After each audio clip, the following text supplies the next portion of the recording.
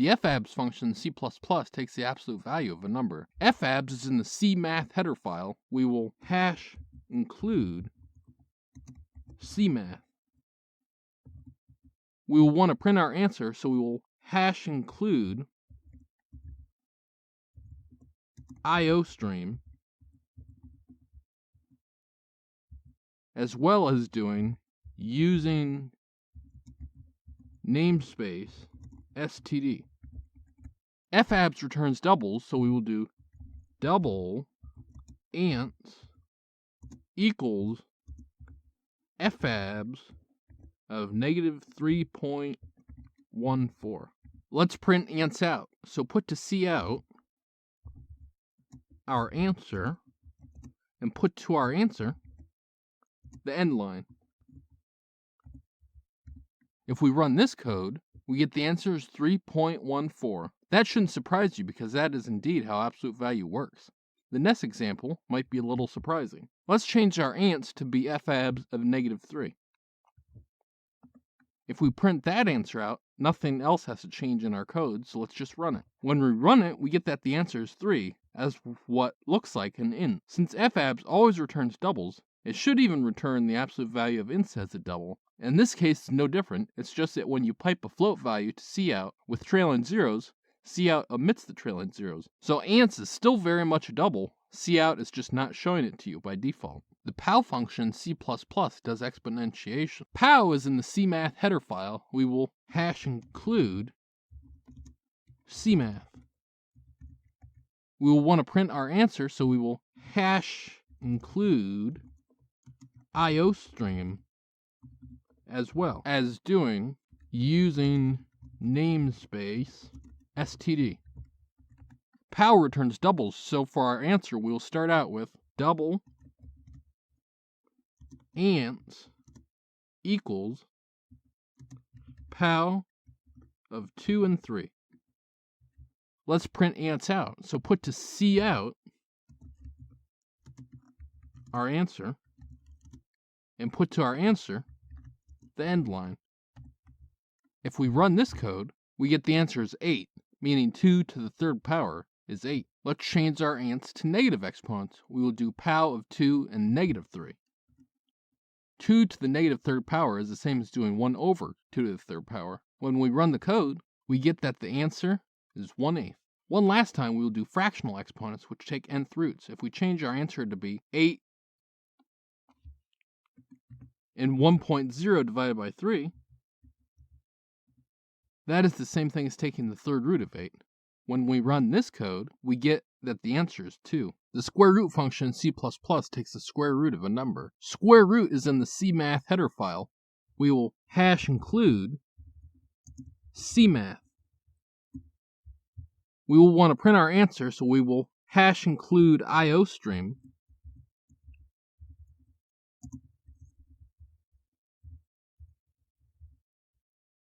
as well as doing using namespace std. Square root returns doubles, so for our answer we will do double ants equals square root of 4. Let's print our answer out. To cout,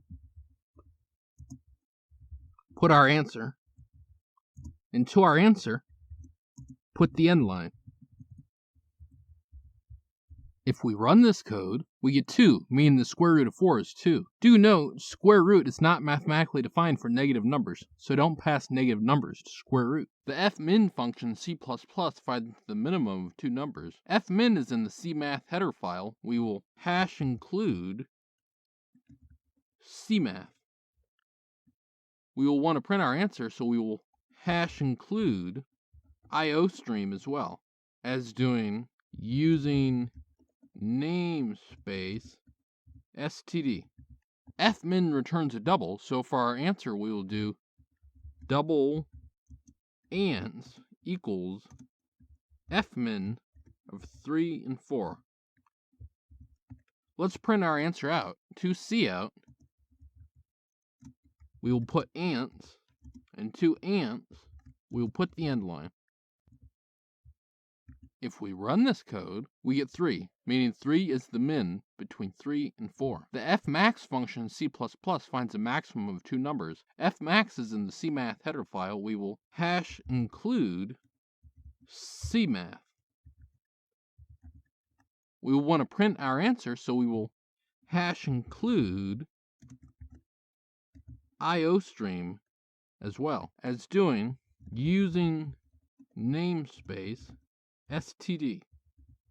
Fmax returns a double, so for our answer we will do double ant equals fmax of 3 and 4.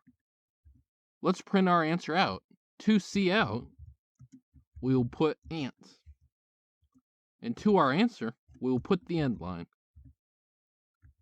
If we run this code, we get 4, meaning 4 is the max between 3 and 4. The floor function in C++ rounds down to the next smallest integer. Floor is in the cmath header file, so we will hash include cmath as well as hash including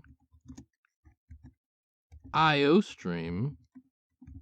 We will want to print our answer, so finally we will do using namespace std. Floor returns an integer, so for our answer we will start with int ants equals floor of 3.14. Let's print that answer out. Put to cout our answer and put to our answer the end line. If we run this code, we get 3, as it is the next smallest integer. If we change ants to be negative 3.14, then run that code, we get negative 4, as it is the next smallest integer. The ceil function in C++ rounds up to the next largest integer. Ceil is in the cmath header file, so we will hash include cmath as well as hash including iostream. We will want to print our answer, so finally we will do using namespace std. Ceil returns an integer, so for our answer we will start with int ants equals ceil of 3.14. Let's print that answer out. Put to cout our answer and put to our answer the end line. If we run this code, we get 4, as it is the next largest integer. If we change ants to be negative 3.14, then run that code, we get negative 3, as it is the next largest integer. The round function in C++ follows classic rounding rules. Round is in the cmath header file, so we will hash include cmath. We also want to print our answer, so let's hash include iostream as well as doing using namespace std. Round returns an integer, so for our answer we will start with int ants equals round of 3.14. Let's print that answer out. Put to cout our answer and put to our answer the end line. If we run this code, we get 3. Classic rounding rules, the number after the decimal point is 4 or below, so it gets rounded down to 3. If we change ants to be 3.6, then run that code, we get 4, as now the digit after the decimal point is 5 or above, so we round the number up. The sine function in C++ takes the mathematical sign of a given angle in radians. Sine is in the cmath header file. Let's hash include cmath. We will also want to print our answer, so hash include iostream as well as using namespace std. Finally, we're working with trig, so we'll want pi, don't we all? Hash define pi equals 3.14159.265. Sine returns a double, so our answer will be double ants equals sine of pi on 2. Next, we'll print our answer.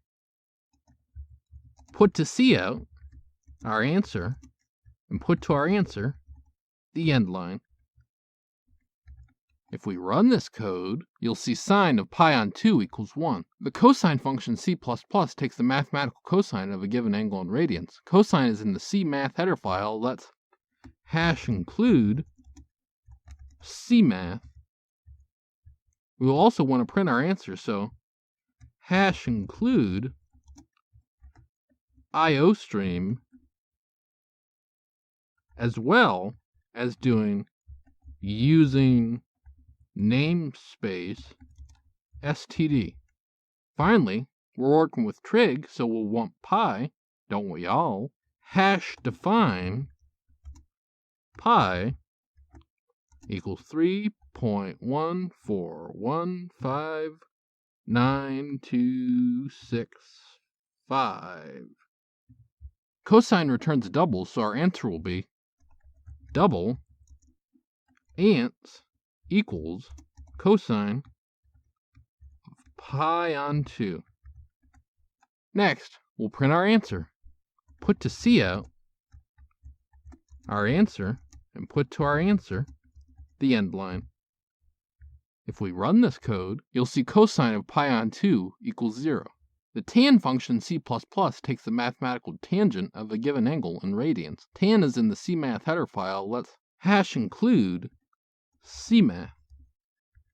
We will also want to print our answer, so #include iostream, as well as doing using namespace std. Finally, we're working with trig, so we'll want pi, don't we all? #define pi equals 3.14159.265. Tan returns a double, so our answer will be double ants equals tan of pi on 4.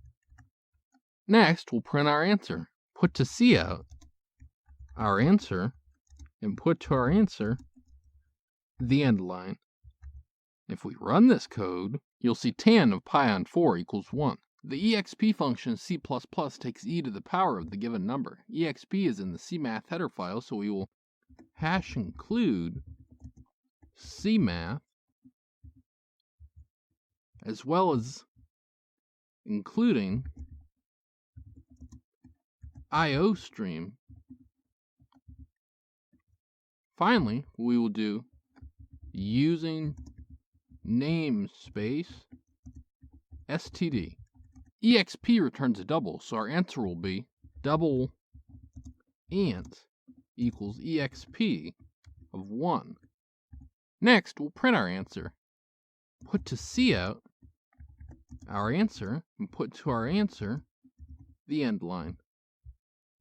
If we run this code, we'll see the value of e, which is exactly what we expected. The hypot function in C++ basically does the distance formula. Hypot is in the cmath header file, so we will #include cmath, as well as including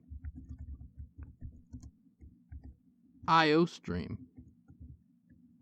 Finally, we will do using namespace std. Hypot returns a double, so our answer will be double ants equals hypot of 3 and 4. Next, we'll print our answer.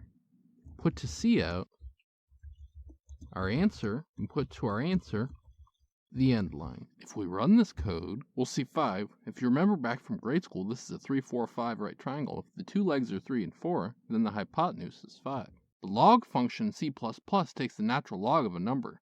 Log is in the cmath header file, so we will #include cmath, as well as including IO stream. Finally, we will do using namespace std.